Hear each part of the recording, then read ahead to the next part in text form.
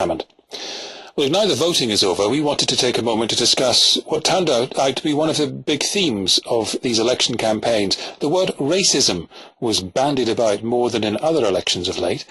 Winston McKenzie is an organiser for UKIP in Croydon. Sunny Singh is a novelist and senior lecturer of creative writing at the London Metropolitan University.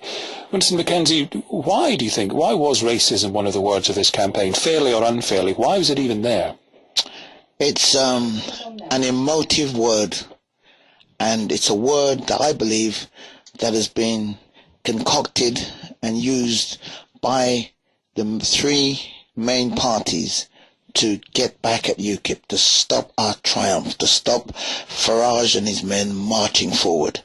It's, as I said, an emotive word and very disrespectful in many ways, particularly to people of colour, people of different origins, and it should be, people in office should have so much more respect and intelligence so as to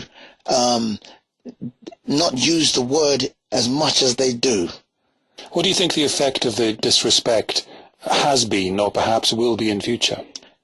I think the damage that's been done now by various politicians, commentators, and people on these talk shows is almost irreparable. It was such an emotive subject used as a weapon to batter down Farage and his men. And I don't know how, I really don't know how the ones who the perpetrators are going to pull the damage back. It's just so hard, it's so difficult. So, Sunny Singh, what do you think the effect of that word racism has been and will be? I think it hasn't actually been used very well, especially by politicians and the media, in actually calling out the ways in which UKIP, its party leaders who dog whistle it, and its activists and party bearers who have gone on record to say deeply homophobic, racist, anti-Semitic things, and in many ways they have not brought the word in. What they have done is they have normalized racial bigotry, anti-Semitism, and mainstreaming. And I would like to stop. Would you let me speak, Mr. McKenzie? Please, Winston McKenzie, we'll let you come back here and just let you finish your thoughts. On Friday, after 12 years of being in the city, my brother and I were attacked in public on a London street in a very nice part of town for simply speaking a language that was not English. When people like Nigel Farage say out loud that they don't feel comfortable not hearing English in trains. You're not making a link between those two things. Well, I do, because I think that normalizes it. It says that, you know, it's a Little England mentality. And the scary thing is, UKIP is selling snake oil to their voters. They're using the sort of rhetoric to actually fool poor people, the most vulnerable in this country, and I find that really quite sad. Winston McKenzie. This lady is crazy. I think maybe, you know, you're missing something in your life, honest to God. We need an adult, educated conversation on these terrible emotive words. There are children listening in on this radio show, and still your guest continues to use these horrible, crude words. Why can't we get on with the business of talking about unemployment, education, crime prevention? Well, because you were both agreed to come on and talk about the word racism in politics. That's why we're talking about it. Yes, but we know what the subject is, we know what the word is, and we don't have to go into all these long, extended words that are so cruel and damaging to the younger youth listening in. It doesn't do them any good. I must say, Mr. McKenzie's English is missing. You are just ruining if he's everybody. Concerned about long you words. Need, really, lady, please. Mr. McKenzie, I think you have spoken enough. I think it's not your show, please. Yes, actually, I know. Actually, it's neither with is yours. It's our listener's show, and I'm here to try and marshal things. And all respect to you, Chairman. All respect to you. If you would mind, Sunny Singh. I find that quite shocking.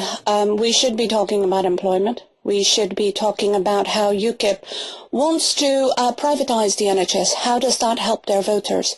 We should be talking about the flat tax rate that they want to bring in. How will that help the common people in this country? How will that help those people who voted for them this week, hoping for some sort of change? I think that's where they're selling snake oil. Do you accept Sonny Singh that word? It's crazy. Do you accept Sonny Singh that to make a link between the terrible thing that happened to you and your brother, to make a link between that and comments that Nigel Farage made about hearing voices on the train, that's a leap, isn't it? Not really. We know how hate speech works. We have enough evidence of it.